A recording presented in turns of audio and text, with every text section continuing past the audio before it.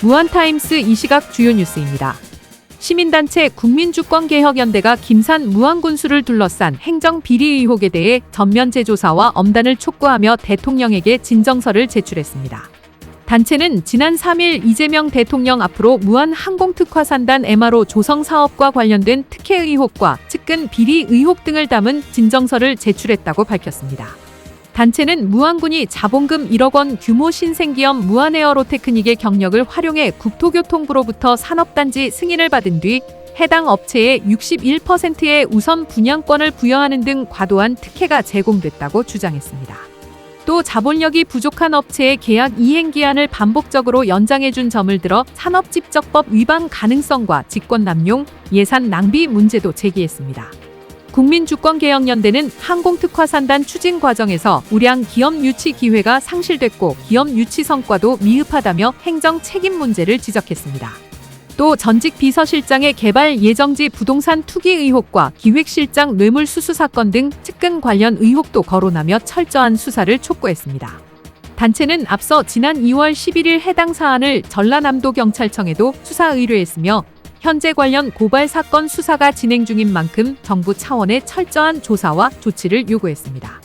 정부가 무안공항 제주항공 여객기 참사 초기 수습 과정의 부실 논란에 대해 공식 사과했습니다. 김인덕 국토교통부 장관은 오늘 정부 세종청사에서 연 브리핑에서 최근 항공기 잔해 재조사 과정에서 희생자 유해와 유류품이 추가 발견된 것과 관련해 유가족들에게 깊이 사과한다고 밝혔습니다. 앞서 국토부와 항공철도사고조사위원회, 전남경찰청 과학수사대는 지난달 26일부터 기체 잔해를 다시 조사하는 과정에서 희생자의 것으로 추정되는 유해 9점을 발견했습니다. 조사 과정에서 유해와 함께 발견된 휴대전화 4개와 의류, 가방 등 개인 소지품도 대형 봉투 648개 분량에 달하는 것으로 파악됐습니다. 정부는 남은 잔해도 끝까지 확인하고 사고 원인 규명과 책임 있는 수습에 최선을 다하겠다고 밝혔습니다. 김영록 전남도지사가 전남 광주통합특별시장 선거 출마를 위해 지사직을 사퇴했습니다. 김 전 지사는 9일 재난안전 현안회의를 마지막으로 7년 9개월간의 도지사직을 내려놓고 광주시 선거관리위원회에 예비후보로 등록할 예정입니다. 김 전 지사는 10일 무안군 삼양읍 김대중 광장과 광주시의회 등에서 출마 기자회견을 열고 전남 광주통합특별시 추진을 위한 본격적인 선거 행보에 나설 계획입니다. 무안군이 2026년 1월 1일 기준 개별 공시지가에 대한 열람과 의견 제출을 3월 18일부터 4월 6일까지 받습니다.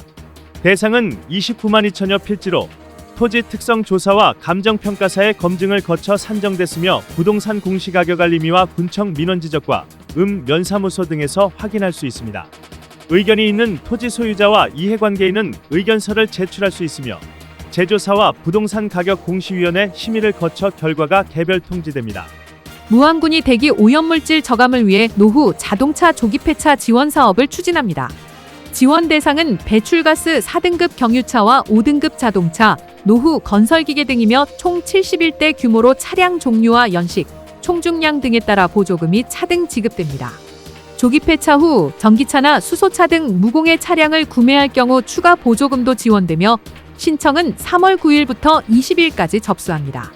군은 5등급 차량에 대한 보조금 지원이 올해를 끝으로 종료될 예정이라고 밝혔습니다.